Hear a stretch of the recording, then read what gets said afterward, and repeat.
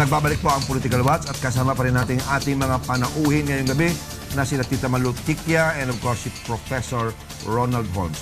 George, may tanong ako kanina kasi alam niyo po kasi kapag nagpapasurvey, hindi lamang naman kung sino yung mga posibleng iboto ng mga botante, kung hindi pati na rin yung mga issues na malapit dun sa mga mamamayan.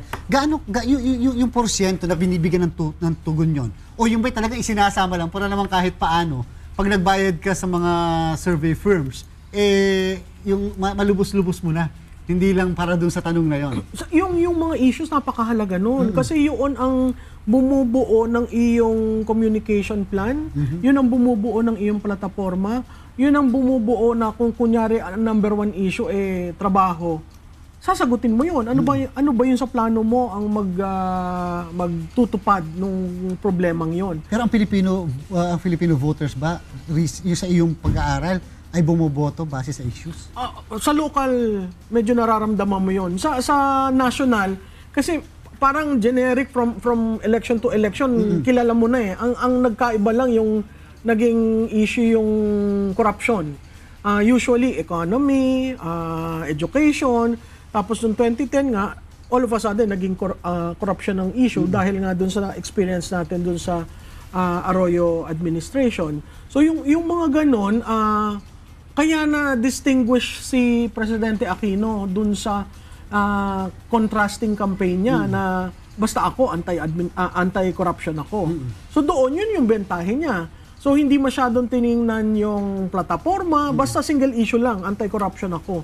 Kasi doon, nako-contrast niya kaagad ang sarili niya doon sa nakaupo. Ayun. Tita Malu, if I may go to Vice President Binay, yung results ng huling survey ng Pulse Asia, lumalabas na he dropped by 5 percentage points. Yan ba ay malaki na or yan ba ay maliit lang? Considering the fact na, di ba, yung mga issues that were being raised against him, ilang linggo na, ilang buwan na, and yun nga, from that last survey, 31 siya, 5 points down, 26. So yung 5 ba, significant o hindi? Sa akin, hindi ako na-alarm dun eh. Kasi ang sabi ko nga, basta hindi siya bumaba ng 25, meaning yun yung kanyang base. So pag na-maintain niya yun, yung 25, pag na-maintain niya yung 25, viable going na viable to... pa rin siya. Oo. Kasi base niya yun, no? Base niya. Kasi to be president in our country, you need, I think, 44%, 47%. Around that that figure. Oo. So, meaning, if you're entering February 2016 with 25%, ang hahanapin mo na lang, magkano? 15? So in other words, dapat ma-maintain lang niya yun. If he goes below 25, then yun ang alarming. Kasi talaga na-erode yung base. Although ina-admit ko na erode na siya kasi nagsimula siya ng 41. Hindi, nanalo siya ng 45. Nanalo siya ng 45, si Senator Binay nanalo ng 44. So essentially yung base niya na transfer nandoon. Nung bumaba siya to 31 to 26, doon makikita mo yung malaki impact ng issue. Yung impact ng issue hindi pagsagot, yung impact ng hindi pagpunta doon sa challenge and debate, siya nag-challenge pagkatapos. So makikita mo yung impact ng ganun. Sir Ronnie, yung sa pinaka-latest survey niyo po, so yung sinasabi nga, bumagsak si Vice President Binay ng 5 percentage point. Tapos tumaas si Senator Grace po ng mga 8 percentage point. Yung po bang pagtaas ni Senator Grace po, yun nanggaling kay Vice President Binay o yun nanggaling din kay Secretary Marojas? Mahirap sabihin kung kanino nanggaling kasi ang nature ng survey ay cross-sectional, hindi naman panel yan. So hindi mo nalalaman kung na-diffuse yung dating bumoboto kay BP, nasasabing boboto niya si BP kung gaganapin yung eleksyon, papunta kay, kung tatakbo si Senator po, kay Senator po. So mahirap sabihin yon. Mahirap rin magbigay, batay na rin sa mga nakaraang eleksyon, ng sinasabi natin na level kung saan ay itong minimum para ikaw ay manalo. Unang-una, doon sa survey na ginawa namin, 15 pangalan. Binibigyan pa nga ang pagkakataon ng respondent na magbanggit ng presidential balls yan, ha? Presidential balls. Prospective presidential candidates. Dalawa lang doon ang alam kong deklarado eh. Si BP Binay at si Representative Señeres.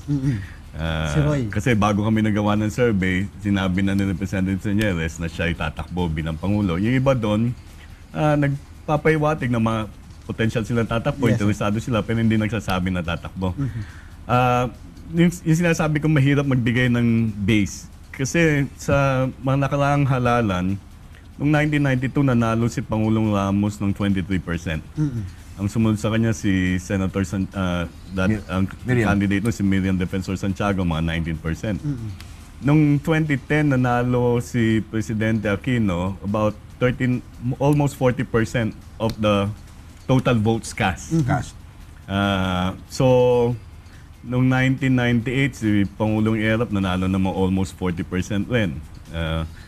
So depende yan kung gaano karami, paano ma-diffuse yung votes batay sa dami ng kandidato. Correct. That's one. Maaring tong On the labing average, lima na seven. ito ay magiging 7. At nung sa 7 na yan, ang effective na eventually maglalaban ay maaring 2, 3 o 4. Yung sinasabing effective, yung makakuha ng double digit Yes, sir. votes. At sa survey na lumalabas ngayon ay parang 5 ang nakaka-double 4 na nakaka-double digit.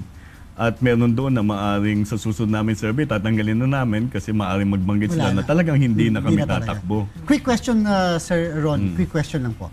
Yung pinaka-latest survey nyo na bumaba si Vice President, nangangahulugan po ba yon na effective yung ginagawa sa kanyang, we do not call that demolition job kasi hindi naman po lang ng bumbasin, but yung mga akusasyon laban sa kanya, effective po ba considering yung period na ito yung nakuha yung result ng survey? Wala kaming panukat kung saan tinitingnan namin kung ano epekto ng balita sa political preference. Kaya doon sa aming media release, sinasabi namin, ano ba yung mga pangunahing balita bago ginawa yung survey at nung panahon na ginagawa yung survey. At kaya nga na nasabi ni Jocas, nung nakaraang quarter, actually even prior to this quarter, starting from August, kung di ako nagkakamali, nagsimula na yung investigasyon. July. At nagkaroon na ng iba't ibang usapin. No? Nagsimula sa di umano'y overpriced Makati City Hall building, napunta sa pati sa cake, Nanganak. napunta sa asyenda. Tapos Nung yung panahon Chinese na building. bago namin ginawa yung survey, yung quarter na yun, ang pangunahing alegasyon ay tungkol dun sa di umano'y pagmamayari niya ng napakalaking hasyenda. So mahaba na yung storyang at balita. At sigurado tayo na nakaka-apekto ito dun sa opinion ng ngayon ng publiko, no? At maaring ito ang dahilan kung bakit bumaba ang political preference at ang performance at class rating ni BPB9. Tita Malu, si Secretary Marrojas, medyo umangat siya ng huling survey, naging 13%, pero yung huli, bumaba siya sa 6. Ano pa ba ang dapat gawin niya? Lumalabas na, he has been there for so many years, he has been given all the opportunities to go around the country, member siya ng kabinete, pero parang kahit anong gagawin niya, hindi umuobra. Bakit? Kasi yung brand ni Mar nag-evolve at nag-iba na. So kung titingnan mo siya from 2004, actually si Mar is a perfect example of a candidate na na-erode yung base. From the Senate being number 1 to the VP, tapos ngayon nagsi-single digit siya. So meaning yung tao tama yung hindi siya makakonect.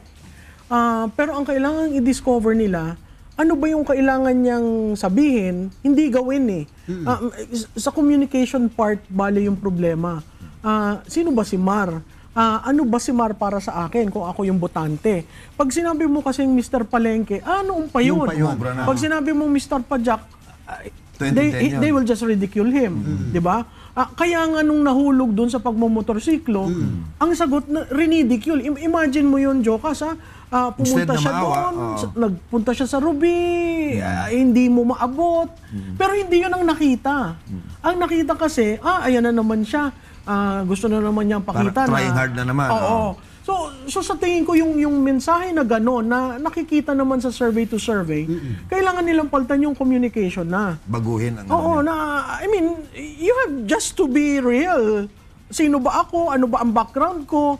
Pero para mo sabihin na si Mar Rojas kasi mayaman talaga yan. Hindi natin dapat sisihin yun. Dapat hindi mo nga yun erase yung issue na anak mayaman eh. I-settle, pero more of addressing anong gagawin ko. Pero tita, si Secretary Mar Rojas, okay, sabihin na natin na sa survey medyo bumababa. Pero yung paano gaano ka importante at paano magiging factor yung political machinery.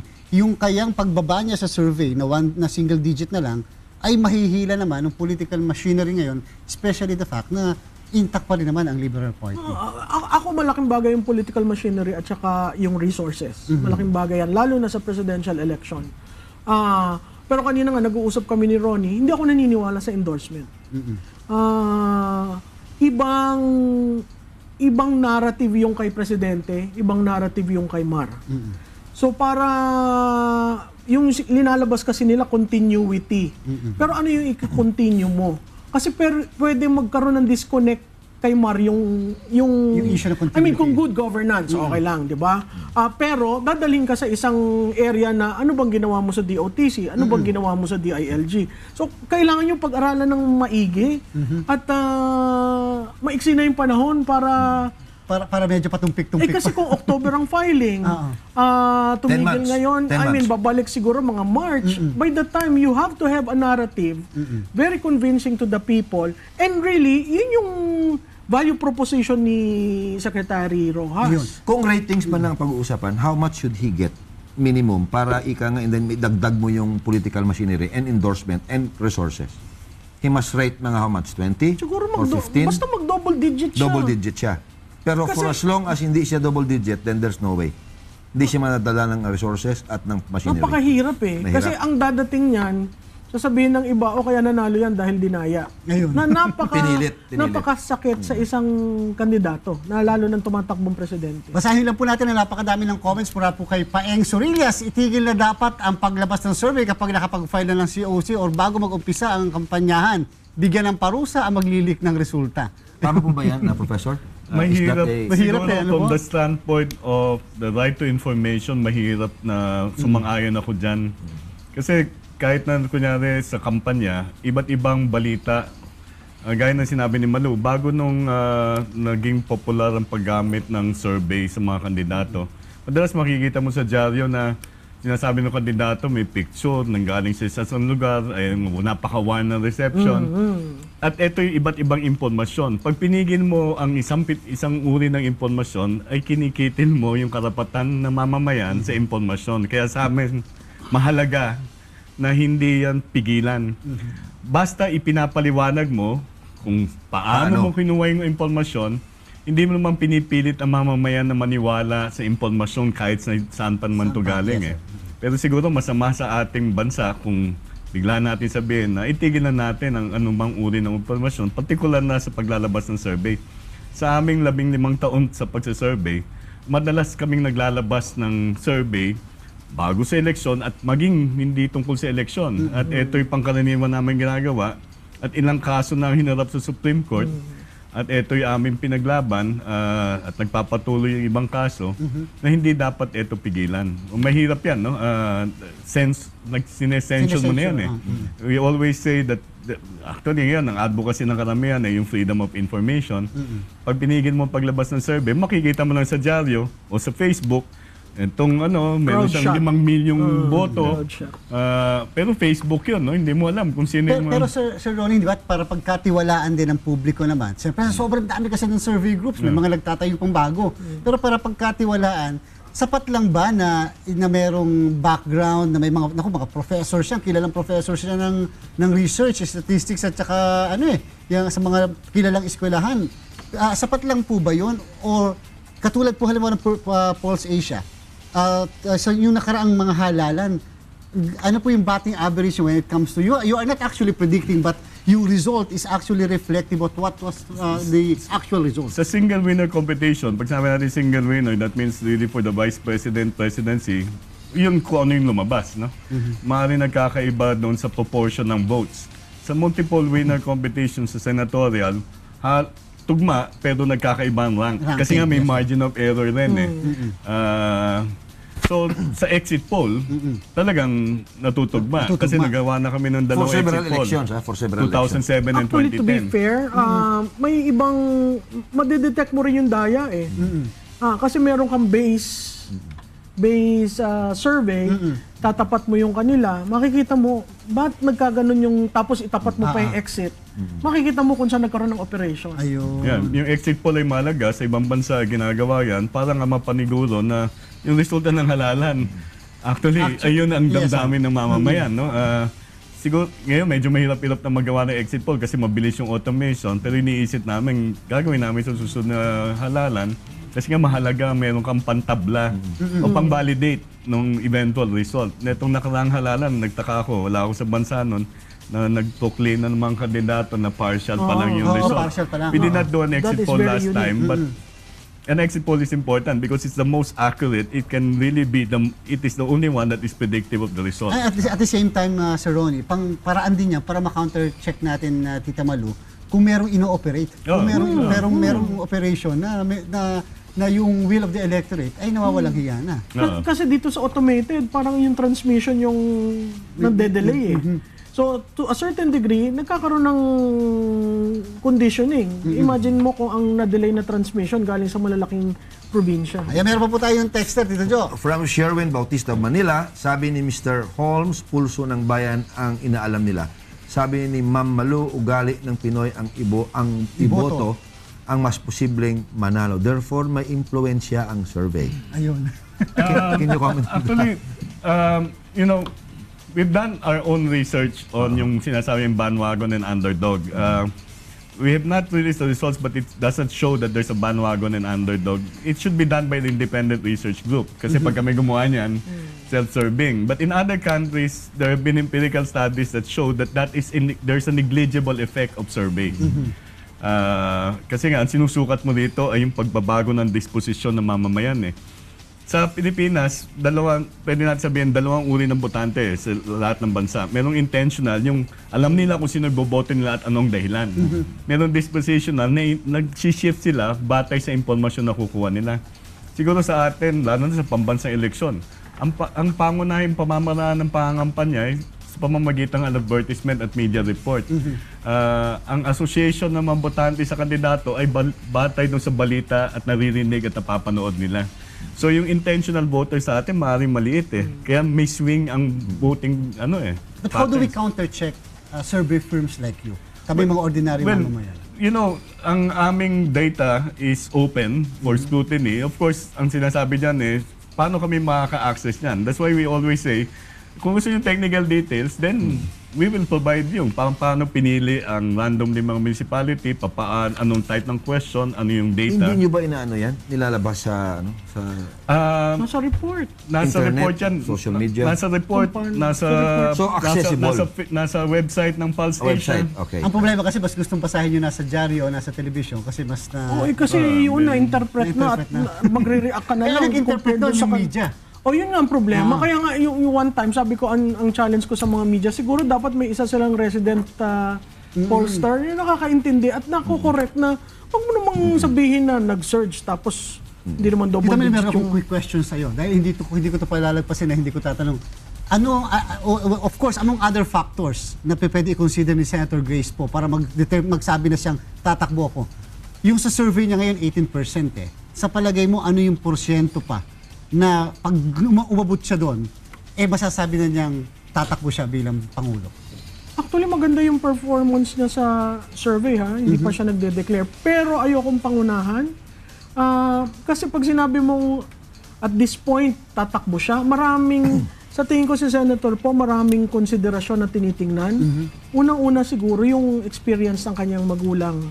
Si FPJ nung kampanya. At sinasabi niya palagi yun. Yung dinaya. At saka talagang ang nanay niya, mahalaga sa desisyon. So sa tingin ko, Wala siya sariling makinarya. kung magkakaroon ng desisyon, pero kung i-adapt, malakas yun. At mukhang Pero marami nang gustong na-i-adapt siya. At balita ko ngayon nanliligaw, pero sa tingin ko yung desisyon na tumakbo, nasa papaloob sa pamilya yun. Sa tingin ko walang makaka-influence sa kanya kasi makikita mo yung hesitation niya eh. Ayun, yes. Which is good. Panghuling katanungan sa inyo, Professor Ronnie. Yung bang Filipino, have we reached that level of maturity para Very tanggapin briefly. ang survey para i-guide yung kanilang desisyon at the same time, i-guide yung future natin? Isa lang yung survey sa pinagkukuha ng impormasyon. Maraming pinagbabatayan ng voting decision at sa lokal at sa pambansa, maraming factors yan. Isa lang yung survey. Kaya sinasabi nga namin yung impormasyon, maaaring kuhanin sa media, maaaring kuhanin sa pamilya, maaaring tinitingnan nila yung performance ng opisyal. So isa lang siya. Sasabi ko na nagmamature naman ang mga botante, yun nga lang, nasa electoral system natin eh. Iba ang pagpili, pambansa eh, paano mababarnstorm ang buong bansa sa loob ng 3 buwan o kahit na 3 taon. Ayun. So, too early to select our president at this point. Too early? Too early? Or too... I would want to wait for the declaration. Once you Ayun. file the COC, then doon natin malalaman kung sino talaga ang magkakabungguan at doon natin malalaman sino ang malakas at medyo kailangan pa ng trabaho. And therefore, marami pa ang mangyayari po, George. Maraming salamat po muli. Of course, sa ating birthday girl, si Tita Malu Tiquia, and of course, si Professor Ronald Holmes. At syempre, nagpapasalamat din po kami sa inyo, mga poll watchers ng bayan, na 5 taon nang palaging nakatutok sa ating programa. Dito sa Political Watch, sagot namin ang mga informasyon.